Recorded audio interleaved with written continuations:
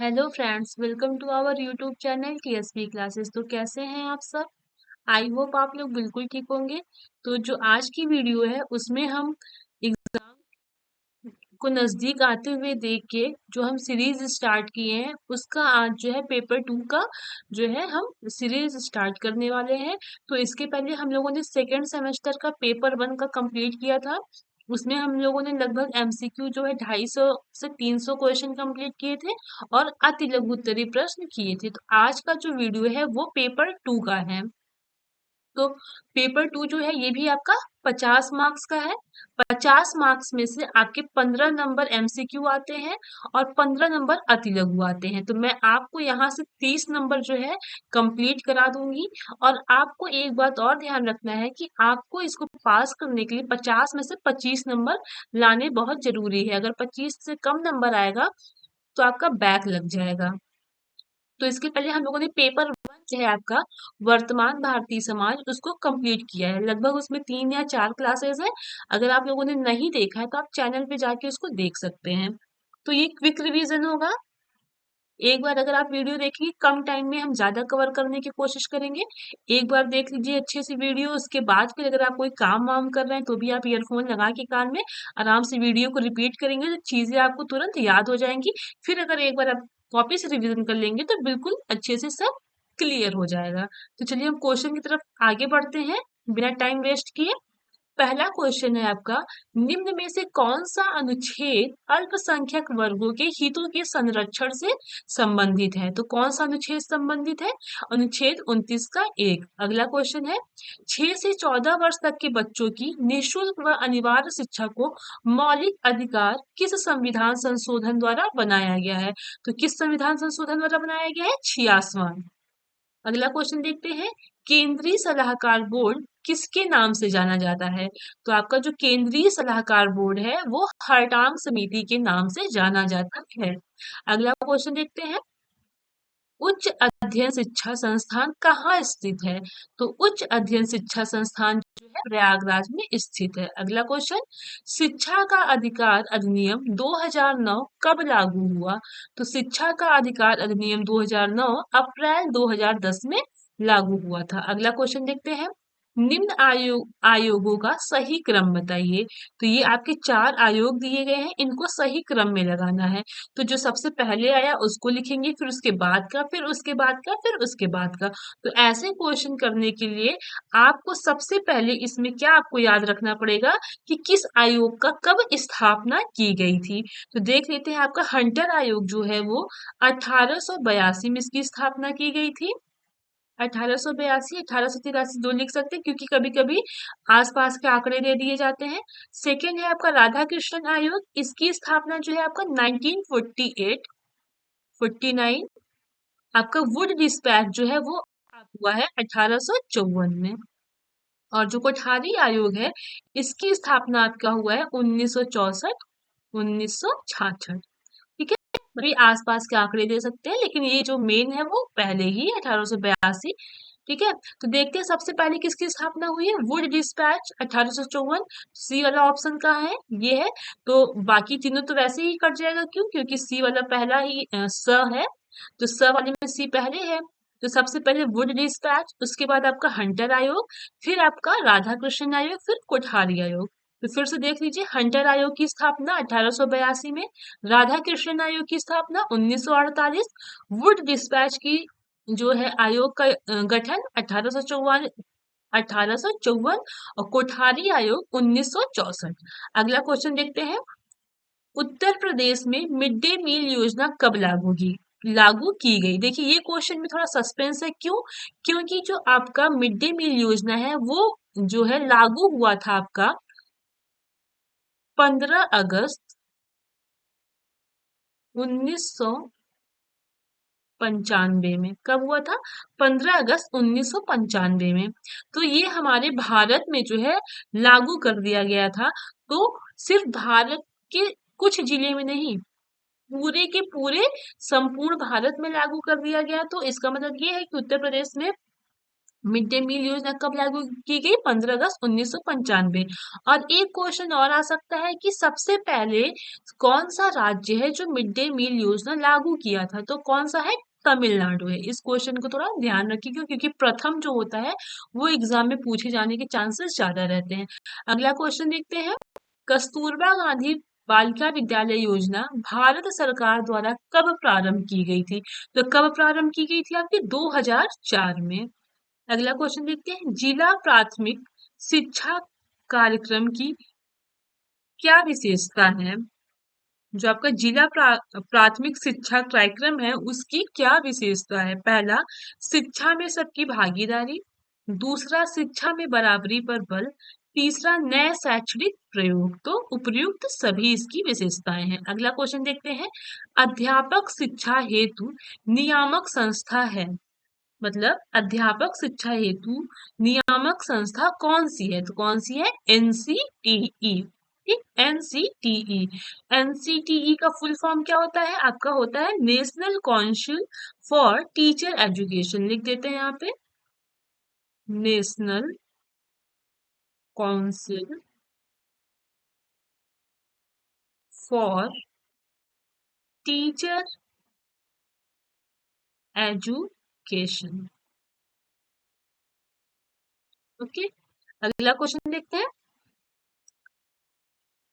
राष्ट्रीय पाठ चर्चा 2005 के प्रारंभ का अंश रविंद्रनाथ टैगोर के किस निबंध से लिया गया है? तो किससे लिया गया है? सभ्यता और प्रगति से। अगला क्वेश्चन देखते हैं। 1992 में गठित यशपाल समिति किससे संबंधित है? तो आपका जो यशपाल समिति है वह जो है किससे संबंधित है? स्कूली छात्रों के बोझ को कम करने से संबंधित है। ठीक है, अगला क्वेश्चन देखते हैं। छनाई का सिद्धांत किसके द्वारा प्रतिपादित किया गया है? तो किसके द्वारा प्रतिपादित किया गया था? आपके लॉर्ड मैकाले के द्वारा। देखिए, इसके जो कुछ टॉपिक है ना वो आपके वर्तमान भारतीय समाज के कुछ टॉपिक से मैच करते हैं। तो अगर आप यहाँ अच्छे से पढ़ेंगे तो वहां पे भी आपको नंबर अच्छे से मिलेगा, वहां पढ़े होंगे तो आपको यहाँ पे नंबर गेन हो जाएगा, क्योंकि कॉमन टॉपिक है। तो उसमें आपको जो है दोनों जगह एक चीज पढ़ेंगे तो दोनों में आपका प्रॉफिट हो सकता है। ठीक है, अगला क्वेश्चन देख लेते हैं। नवोदय विद्यालय की स्थापना किसकी संस्तुति पर की गई थी? तो जो आपका नवोदय विद्यालय है उसकी स्थापना जो है नई शिक्षा नीति 1986 की संस्तुति पर की गई थी। अगला क्वेश्चन देखते हैं।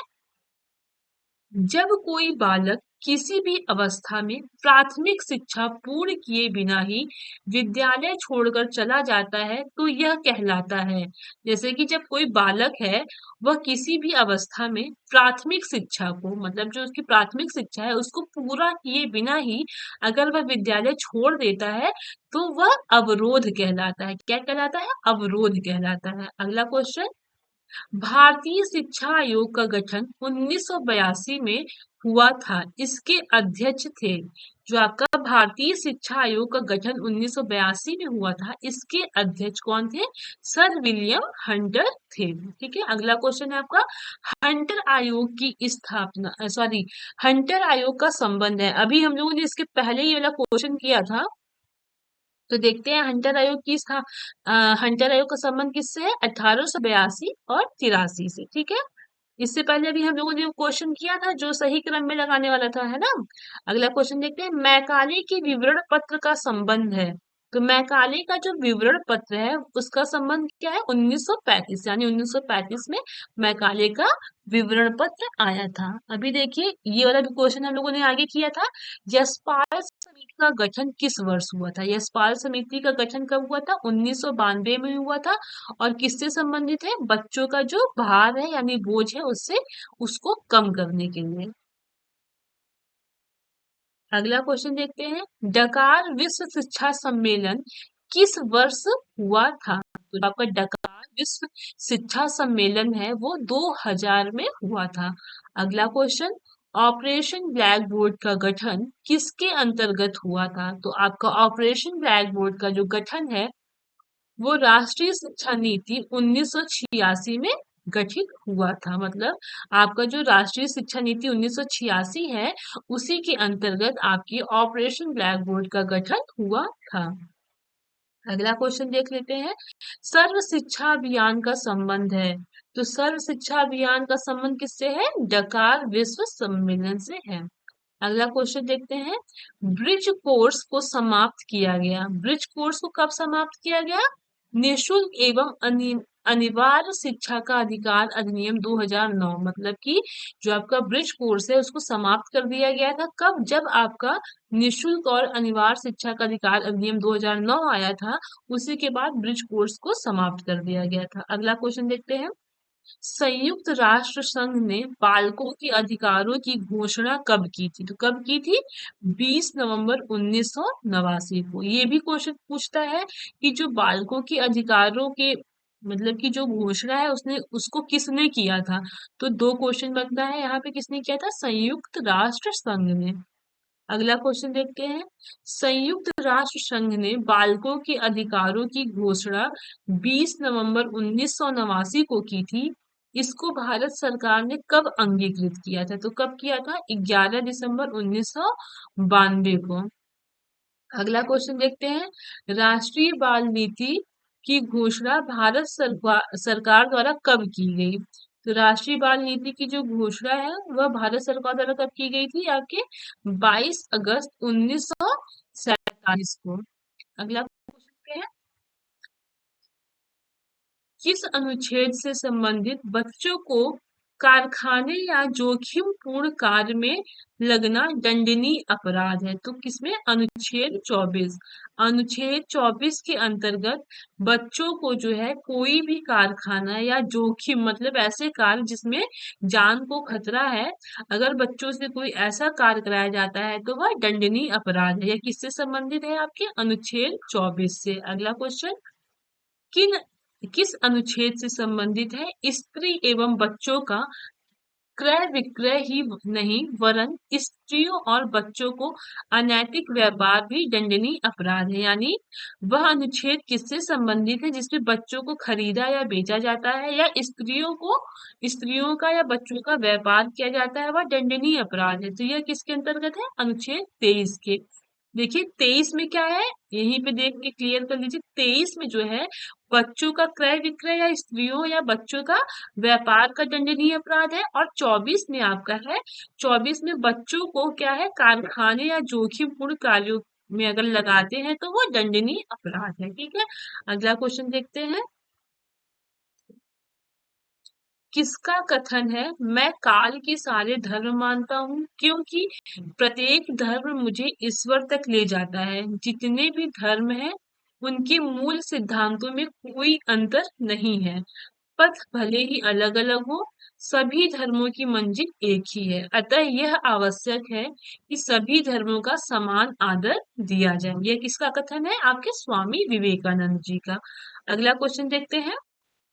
राज्य नीति निदेशक तत्व के अंतर्गत राज्य को अपनी नीति इस प्रकार संचालित करने का निर्देश दिया गया है जिसके जिससे पुरुष और स्त्री सभी नागरिकों को समान रूप से जीविका प्राप्ति के साधन, देश के भौतिक संसाधनों का स्वामित्व एवं नियंत्रण, समान कार्य हेतु स्त्री पुरुषों के लिए समान वेतन तथा बच्चे के लिए गरिमामय वातावरण में विकास संभव हो सके। यह किस अनुच्छेद से संबंधित है? तो यह आपके अनुच्छेद 39 से संबंधित है।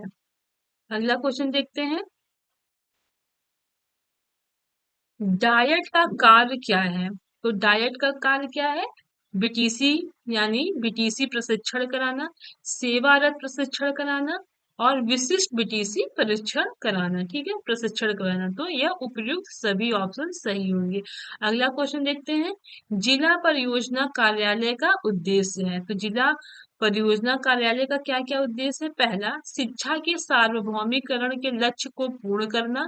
दूसरा, बीआरसी प्रशिक्षण। तीसरा, विद्यालय भवन का निर्माण। तो यह तीनों ऑप्शन सही हैं। अगला क्वेश्चन देखते हैं। 6 से 14 वर्ष के वर्ग के छात्रों हेतु अनिवार्य एवं निःशुल्क शिक्षा का प्रावधान है। देखिए इसमें अनुच्छेद नहीं पूछा है, आपका धारा पूछा है, तो आपकी धारा 45 से संबंधित है। ठीक है। अगला क्वेश्चन देखते हैं। ये क्वेश्चन हम लोगों ने किया था। शिक्षा बिना बोझ के का संबंध है। शिक्षा बिना बोझ का किससे संबंध है, संबंधित है आपकी यशपाल समिति से। और मैंने आपको बताया कि यशपाल समिति जो है उसका गठन कब हुआ था आपका 1992 में। ऐसे अगर आप उसको करते जाएंगे तो एक के साथ दो तीन क्वेश्चन क्लियर हो जाएगा। शिक्षा बिना बोझ का संबंध किससे है, यशपाल समिति से। और इस यशपाल समिति की जो गठन हुआ था वह कब हुआ था 1992 में। अगला क्वेश्चन देखते हैं, राष्ट्रीय शिक्षा नीति कब बनी। तो राष्ट्रीय शिक्षा नीति आपकी 1986 में बना है। ठीक है, अगला क्वेश्चन देखते हैं, राष्ट्रीय शिक्षा नीति के कुल कितने खंडों में बांटा गया है। तो कुल 12 खंडों में बांटा गया है। अगला क्वेश्चन देख लेते हैं, कस्तूरबा गांधी बालिका विद्यालय की स्थापना किस स्तर पर की जाती है। तो किस स्तर पर की जाती है, आपके ब्लॉक स्तर पर। अगला क्वेश्चन, कस्तूरबा गांधी बालिका विद्यालय में कितने वर्ष तक शिक्षा दी जाती है। तो 3 वर्ष तक। अगला क्वेश्चन देखते हैं, कस्तूरबा गांधी बालिका विद्यालय में बालिकाओं का आयु वर्ग है। तो क्या है, 11 से 14 वर्ष की मतलब वर्ग के होते हैं, तो उनका एडमिशन होता है। अगला क्वेश्चन, कस्तूरबा गांधी बालिका विद्यालय की स्थापना किस प्रकार के ब्लॉक में की जाती है। जो आपका कस्तूरबा गांधी बालिका विद्यालय है वह ब्लॉक मतलब कि किस तरह के ब्लॉक में की जाती है।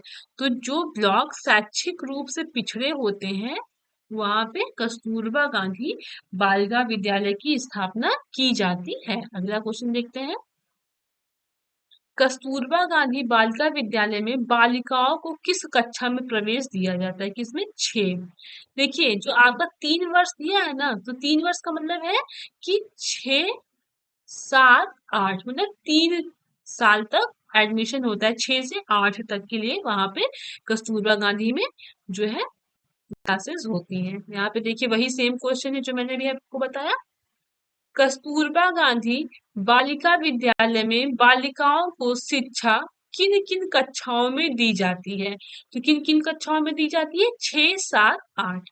अगला क्वेश्चन, ग्राम शिक्षा समिति का अध्यक्ष होता है, अध्यक्ष कौन होता है आपका, ग्राम प्रधान होता है। और जब ये अगला क्वेश्चन देखते हैं, ग्राम शिक्षा समिति का सचिव, अगर सचिव पूछे तो आपका प्रधान अध्यापक होते हैं। ठीक है, अगला क्वेश्चन, ग्राम शिक्षा समिति में कितने अभिभावक होते हैं। तो कितने अभिभावक होते हैं आपके, 3। ठीक है, अगला क्वेश्चन देखते हैं, ग्राम शिक्षा समिति में कुल कितने सदस्य होते हैं, कुल 5 सदस्य होते हैं। अगला क्वेश्चन, ग्राम शिक्षा समिति में कितने महिला अभिभावक का होना आवश्यक है। तो 1 महिला का होना आवश्यक है। अगला क्वेश्चन, ग्राम शिक्षा समिति का गठन किस धारा के अंतर्गत आता है। तो धारा 12 के अंतर्गत आता है।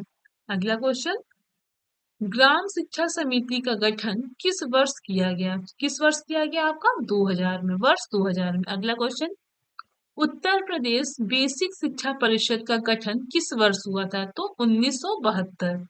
अगला क्वेश्चन, बीआरसी समन्वयक या सह समन्वयक अपने विकास क्षेत्र की न्याय पंचायत के अंतर्गत आने वाले विद्यालयों को माह में कितनी बार निरीक्षण करते हैं। तो कितनी बार करते हैं, 2 बार करते हैं। अगला क्वेश्चन, एनपीआरसी के प्रमुख को कहते हैं। तो एनपीआरसी के प्रमुख को कहते हैं संकुल प्रभारी। या अगला क्वेश्चन देख लेते हैं, एनपीआरसी समन्वयक अपने क्षेत्रों के विद्यालयों का निरीक्षण प्रत्येक माह में कितनी बार करते हैं। तो कितनी बार करते हैं आपके, 2 बार करते हैं। अगला क्वेश्चन देखते हैं, राज्य परियोजना कार्यालय कहाँ पे है आपके, लखनऊ में। अगला क्वेश्चन, राज्य विज्ञान शिक्षा संस्थान कहाँ है आपके, इलाहाबाद में। अगला क्वेश्चन, राजसी टंडन मुक्त विश्वविद्यालय का गठन किस वर्ष हुआ था। तो किस वर्ष, 1999 में। अगला क्वेश्चन, सी मैट कहाँ है, कहाँ पे है आपका, इलाहाबाद में। अगला क्वेश्चन देखते हैं, यस सी ई आर टी का गठन, एससीईआरटी का गठन आपका 1981 में हुआ था। अगला क्वेश्चन देखते हैं, एससीईआरटी का गठन किस वर्ष हुआ। तो ये किस वर्ष हुआ था आपके 1961 में हुआ था। अगला क्वेश्चन देखते हैं। राज्य शिक्षा संस्थान की स्थापना किस वर्ष की गई? तो किस वर्ष की गई थी? 1964 में की गई थी। ठीक है, अब क्वेश्चन देखते हैं। एनसीटीई का गठन किया गया, कब किया गया? आपके 1995। अगला क्वेश्चन, कस्तूरबा गांधी बालिका विद्यालय में प्रवेश लेकर किस कक्षा तक शिक्षा दी जाती है? तो कक्षा 8। अगला क्वेश्चन, सब पढ़े किसका उद्देश्य है? ये किसका स्लोगन है? सर्व शिक्षा अभियान का। ठीक है, अगला क्वेश्चन है, मानवीय संसाधन नहीं है, मतलब ऐसा संसाधन जो मनुष्यों के द्वारा मतलब नहीं है, जो मानवीय संसाधन नहीं है। बालक तो मनुष्य ही है, शिक्षक भी मनुष्य है, प्रधानाध्यापक भी है, संपट नहीं है और नहीं ही पूछा है। अगला क्वेश्चन, नगर शिक्षा संस्थान संसाधन केंद्र जो कि नगर क्षेत्र के लिए का संक्षिप्त रूप है, तो ये किसका है? यूआरसी का जो है संक्षिप्त रूप है। ठीक है, अगला क्वेश्चन देखते हैं। स्वतंत्रता के बाद साक्षरता की दर क्या हुई थी? बढ़ी थी कि घटी थी? तो क्या हुआ था? बढ़ा था, 14%। ठीक है, अगला क्वेश्चन देखते हैं। एनसीएफटी में 10+2 के बाद कितने वर्ष की प्रशिक्षण की चर्चा की गई है? तो कब की, कितने वर्षों की गई? 4 या 5 वर्ष। ठीक है, अगला क्वेश्चन देख लेते हैं।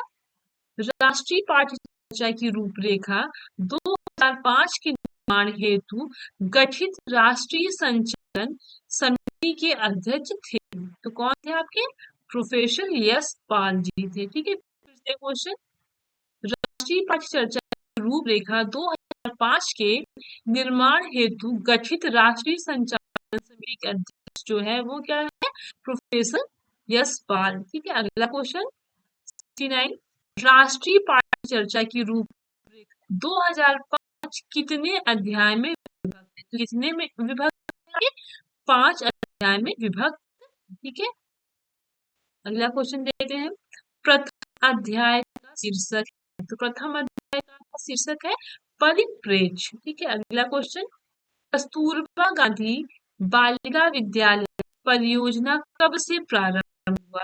2004 से प्रारंभ हुआ था। अगला क्वेश्चन, केजीबीवी के संचालन एवं पर्यवेक्षण हेतु गठित समिति में इनमें से कौन सा नहीं है? तो DIOS नहीं है, बाकी सब है। ठीक है, अगला को देख लेते हैं। NPEGEL का पूरा नाम है, NPEGEL का पूरा नाम है national programme of education for girls and elementary level. ठीक है, ये आपका जो है ऑप्शन अ सही होगा। तो चलिए फिर आज की क्लास यहीं तक रखते हैं, मिलते हैं कल अगले क्वेश्चन में। 74 से स्टार्ट करेंगे, तब तक आप मन लगा के पढ़ाई करते रहिए, बाकी सारी क्लासेस को रिवीजन अच्छे से करते रहिए। इसका सेकेंड पार्ट जो है